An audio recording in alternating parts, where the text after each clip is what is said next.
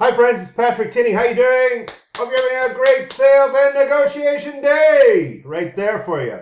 So I want to talk to you a little bit more about creativity and how you get into that space, what you do to, just look at the world differently. I was just listening to or reading a post by my dear friend Tony Shepard in Australia, by the way, smart, the negotiation man right there. And he brings up a salient point. The big point is we're just rehashing a whole bunch of stuff in the negotiation world that's been around for millennia. We got to stop it. It's not creative. I mean, history takes a long, long time. Yes, I know. Line out of a Bruce Cockburn song. But I think more importantly, what we're not doing enough of is sharing our own stories. Like, where did you go wrong?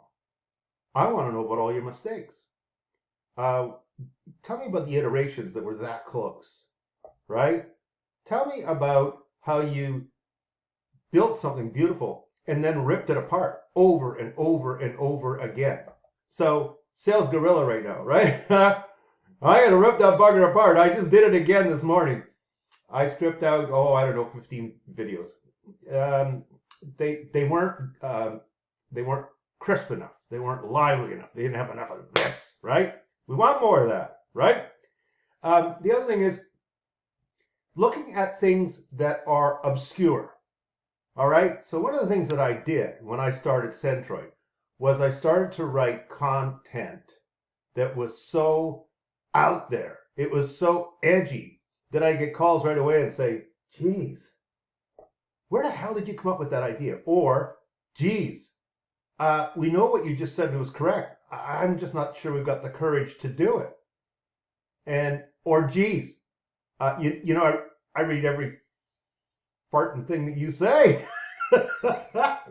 It's funny because I think what people had gotten used to was a rehash. And a rehash is kind of nice if you're just trying to understand foundational pieces, right? See, foundational pieces are important, but they should be your foundational pieces, not somebody else's. Who cares about the Napoleonic War? Who cares about the War of 1812? All right? Like, it's so old that historians want to talk about it. Sure, there's some lessons to learn about strategy, but in the world of negotiation, for instance, read The Art of War. Read it. Own that book. General Sun Tzu, what a smart guy. Tony Fang wrote a beautiful book on negotiation Chinese style. I mean, I can name some beautiful books on negotiation. It's funny, I had a colleague reach out to me yesterday and say, Pat, you realize you were mentioned in another book on negotiation. I said, yeah, I know. And it's because my book, Unlocking Yes, the Revised Edition, is a book about strategy. Almost the whole book is about strategy. And almost the whole book is about where I got it right, where I got it wrong, what I wish I knew at the time that I didn't know it. And then, the right ways to close deals in the stream that I was in at the time I was in it, right? And I still believe like 99.9% of what I wrote in that book. I won't go back and change it. Here's the thing. There wasn't another book like it until I wrote it. And I don't know how many people have picked up the book and said, do you realize what you did? And I said, no, not really, but can you help me understand, right? So back to creativity. I think what my friend Mr. Shepard is saying is we've got to get away from so many labels and titles and who's smarter than who and, what I did when I was good looking before electricity and all of these things. We're looking for the edge right now, friends. We need the edge. You see, business is changing, and I'm telling you, it's going to change a ton in the next 4 years. It's going to change a ton. You've got political changes happening around the world. You've got upheaval happening around the world. We have a food shortage. We have an energy shortage. We have a massive build out in artificial intelligence, which may be plateauing. We're not really sure yet. Phase 1 seems to be quite interesting. Phase 2 seems to be a little bit less interesting. We'll see. You've got a lot of people being displaced in jobs. You've got people that need to be retrained. You've got people that need to be reimagined. We have an education system, believe it or not, that has to be totally reimagined. Because the way we've been doing things for like 200 years, it's over.